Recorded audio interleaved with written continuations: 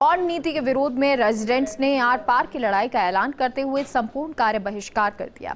काली पट्टी बांधकर और 2 दिन तक कार्य बहिष्कार के बावजूद कोई सुनवाई नहीं हुई तो रेजिडेंट्स ने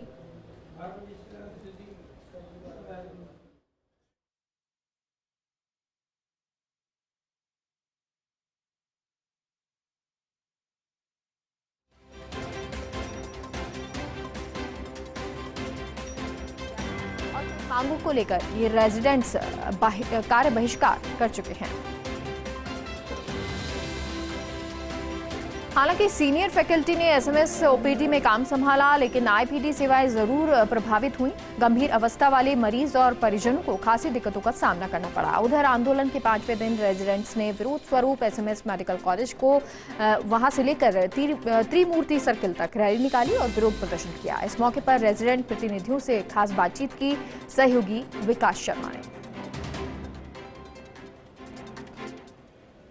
प्रदेश में मरीजों की दिक्कतें खत्म होती नजर नहीं आ रही है, क्योंकि एसएमएस समेत अन्य अस्पतालों के अंदर जो रेजिडेंट है वो सुबह से ही आज संपूर्ण कार्य बहिष्कार पर है। आज देख सकते हैं आपकी एक तरफ हमने आपको दिखाई तस्वीर ओपीडी की, जहां पर सीनियर फैकल्टी ने अपनी जिम्मेदारी संभाल रखी है, वहीं दूसरी ओर तमाम जो रेजिडेंट जो कि वार्डों से लेकर के ओपीडी आईपीडी अपनी पूरी जिम्मेदारी संभालते हैं और सारा काम महत्वपूर्ण काम जो इनके भरोसे होता है वो सभी लोग कार्य बहिष्कार पर है। सुबह से इन लोगों ने संपूर्ण कार्य बहिष्कार कर रखा है, लेकिन हालांकि गंभीरता मरीज की गंभीरता को देखते हुए आईसीयू और अन्य जो गंभीर इमरजेंसी की सेवाएं हैं उनको अभी भी यथावत रखा गया है। हमारे साथ मौजूद है जाड़ के अध्यक्ष, उनसे बात करते हैं। नीरज जी, ये आंदोलन जो है वो लगातार बढ़ता जा रहा है। 2 दिन काली पट्टी बांध के काम किया, 2 घंटे कार्य बहिष्कार, आज संपूर्ण कार्य बहिष्कार। क्या ये अंतिम विकल्प था?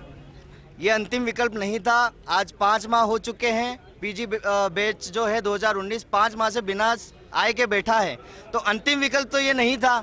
हमने सरकार से काफ़ी टाइम वार्तालाप करने की कोशिश कर रहे हैं। आप भी जानते हैं हमने काली पट्टी बांध के विरोध किया था, सांकेतिक विरोध प्रदर्शन किया था। तब भी सरकार को सोचना चाहिए था मरीज हितों के बारे में। सरकार तब हमसे वार्ता कर सकती थी। हमने फिर भी 2 घंटे का सांकेतिक बहिष्कार कार्य बहिष्कार किया था, तब सरकार को हमसे वार्ता करनी चाहिए थी। अभी हमने संपूर्ण कार्य बहिष्कार में इमरजेंसी सेवाएं सुचारू रूप से चालू हैं। हम आज चाहते हैं कि आप मीडिया के माध्यम से सरकार तक ये बात पहुंचे कि आज के दिन में ही हमारी सरकार से वार्ता हो जाए, तो हमको कोई मजबूरन सख्त से सख्त जो आंदोलन है इसको कहीं न कहीं ये जोड़ के देखा जा रहा है कि आप बॉन्ड पे काम नहीं करना चाहते। इस तरह की सरकार की तरफ से इस तरह की बात सामने आ रही है कि वो बॉन्ड पे काम नहीं करना चाहते, इसलिए इस तरह का आंदोलन किया जा रहा है। तो उसको आप क्लियर करें कि क्या आपकी मंशा क्या है? बिल्कुल ऐसा कुछ भी नहीं है। बॉन्ड की जो पॉलिसी है ना, उसमें काफ़ी सारी विसंगतियां हैं, काफ़ी सारी त्रुटियां हैं। इस वजह से हमने ये कड़े से कड़े कदम उठाने पड़े हैं और 5 माह हो चुके हैं, फिर भी सरकार इसकी पॉलिसी रूपरेखा तैयार करे। इसके अकॉर्डिंग जो राजस्थान राज्य के सेवारत चिकित्सक हैं, इन सर्विस रेजिडेंट डॉक्टर्स हैं, उनको एसआरशिप में योग्यता नहीं दी जा रही। अगर इनको एसआरशिप में योग्यता नहीं दी जाएगी तो भविष्य में वो असिस्टेंट प्रोफेसर की पोस्ट के लिए एलिजिबल नहीं होंगे। इससे राजस्थान राज्य के चिकित्सक, रेजिडेंट डॉक्टर्स और जनता सबके भविष्य को नुकसान है। मंजुनाथ जी, उनसे बात करते हैं, महासचिव है जाड़ के। मंजुनाथ जी, ये जो आंदोलन है, शुरुआती फेज में इस आंदोलन को ये कहा जा रहा था कि ये आंदोलन जो है तकनीकी रूप से प्रशासन और रेजिडेंट के बीच की बात है, लेकिन अब ये मरीजों की दिक्कतों से जुड़ता हुआ नजर आ रहा है। क्या मानते हैं कि जो आंदोलन किया जा रहा है उसके पीछे कुछ बिंदु, जैसे कि आपने कहा कि बॉन्ड की विसंगति है, साथ में दूसरा ये कि फ्रेशर्स स्टूडेंट जो है उनकी दस्तावेज वो नहीं दिए जा रहे, तो उसकी क्या प्रॉब्लम आ रही है कि डॉक्यूमेंट क्यों रोके गए हैं? देखिए, यहाँ पे बॉन्ड पॉलिसी के आधार में कहीं पे भी ये कोई क्लॉज नहीं है जहाँ पे वो डॉक्यूमेंट रोक सकते हैं। ठीक है, या तो आप लोग सीधा उनको काम दे देते जल्दी। अब 5 महीने हो गए हैं, कोई बिना काम के बैठा है, वो डॉक्यूमेंट की वजह से तो बिना काम के बैठा है। आप डॉक्यूमेंट दे देते तो वो काम कर देते अपने आप। और आपके पास ये कोई क्लॉज नहीं है कहीं पे भी बॉन्ड में ये लिखा गया है कि आप डॉक्यूमेंट रोक सकते हो। ठीक है, सुप्रीम कोर्ट के भी ये ऐसे इश्यूज वर्डिक्ट है, इसमें कहीं पे भी लिखा नहीं है। और अभी सरकार पूछ रही है क्यों नहीं रोक सकते भाई हम? ऐसे तो आप 2 साल के लिए किसी की डॉक्यूमेंट रख सकते हो, ये गलत चीज़ है। और सुनो, अब जो सरकार बार बार ये बोल रही है कोर्ट में इशू। हाँ, एक ये मामला इसमें ये भी आ रहा है, बहुत गंभीर सवाल ये भी है कि पूरा मामला कोर्ट में है, उसके बावजूद वहाँ से फैसला जो होगा वो सबको मान्य होगा, उसके बावजूद हड़ताल जैसा निर्णय क्यों करना पड़ रहा है? सुनो, ये इस बात पे कह रहा है, ठीक है आप बोल रहे हो वर्डिक्ट नहीं आया अभी तक, कोर्ट में है, तो काउंसलिंग क्यों निकाला भैया? काउंसलिंग की डेट कैसे निकाल सकता है सरकार बिना कोर्ट का वर्डिक्ट से?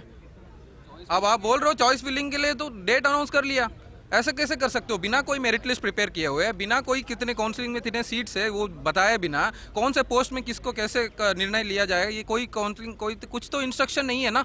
बिना इंस्ट्रक्शन के, बिना कोर्ट के वर्डिक्ट से आज काउंसलिंग की चॉइस फिलिंग करो। अगर वार्ता की टेबल वगैरह आप बैठते हो तो क्या मुख्य बिंदु जिनको लेकर के वार्ता हो और उनमें अगर सकारात्मक रूप सरकार दिखती तो आप लोग भी अपनी ये जो बिना जो हड़ताल का निर्णय ले रखा है इसको छोड़ करके काम पे लौटें? ठीक है, हमारा मेन मुद्दे में पहली बात तो यही है, जो बॉन्ड पॉलिसी अभी इम्पोज करने जा रहे हैं वो सही नहीं है, कोई रूपरेखा नहीं है, ना तो इंफ्रास्ट्रक्चर है, और अभी कुछ भी पॉलिसी नहीं है गवर्नमेंट के पास। तो इसको तुरंत रूप से बंद किया जाए, ठीक है, काउंसलिंग को तुरंत रूप से रोका जाए, ठीक है, और इन सर्विस वालों को हमें इसमें इंक्लूड करना ही है। क्यों नहीं कर रहे हो? इन्होंने क्या पाप किया है? इनको क्यों नहीं एसआरशिप नहीं मिल रहा है? इनको एपी बनना नहीं चाहिए। कोई एसआर सर्जरी में किया है किसी ने, वो बनना चाहता है एपी। पोस्ट के अगेंस्ट लगाने की बात भी सामने आ रही है, उसके लिए क्या स्टैंड रहेगा आपका? पोस्ट के अगेंस्ट यही है, जो एनएमसी के नॉर्म्स पे तरफ है ना, उसमें एसआरशिप और एक 1 ईयर ऑफ टीचिंग एक्सपीरियंस चाहिए जिसी को भी एपी बनने के लिए, ठीक है। अब सरकार और कोर्ट दोनों बोल चुके हैं एसआरशिप आपको इनको दिलवाना है, ठीक है, ऐसे ही लगवा सकते हैं आप, पर सरकार ये नहीं बोल रही है। सरकार बोल रही है जूनियर स्पेशलिस्ट पे पोस्ट पे दे देंगे, जो ऑलरेडी एनएमसी के नॉर्म्स की तरफ से कहीं से भी वो कोई एलिजिबल नहीं है एपी बनने जैसा।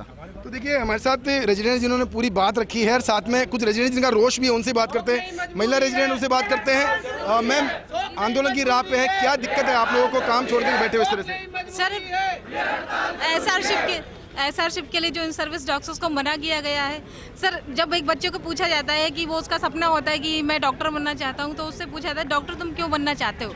कि मैं बड़े होकर गांव में सेवा करूँगा। हमारी 80% जो जनता है वो किसानों से संबंधित है, किसान है, मतलब जो जितने मतलब। आपकी आपत्ति यही है कि पीजी की रैंक जो माने जा रहे हैं उसके बजाय जो करंट स्टेटस उससे ली जानी चाहिए? जी सर, मतलब हमने इन सर्विस डॉक्टर्स ने गांव में सेवा दे के सर कोई गुनाह नहीं किया है। मतलब जहां पर सर पानी नहीं है, बिजली नहीं है, वहां भी एक डॉक्टर सेवा देता है, इसके बदले में सरकार को हमें इनाम देना चाहिए। जबकि वो सजा के तौर पे हमें ये कह रही है कि हमें एसआरशिप में एडमिशन नहीं दिया जाएगा, इससे सर हमारे भविष्य में इंक्रीमेंट रोकेंगे, हमें एपी की पोस्ट नहीं दी जाएगी।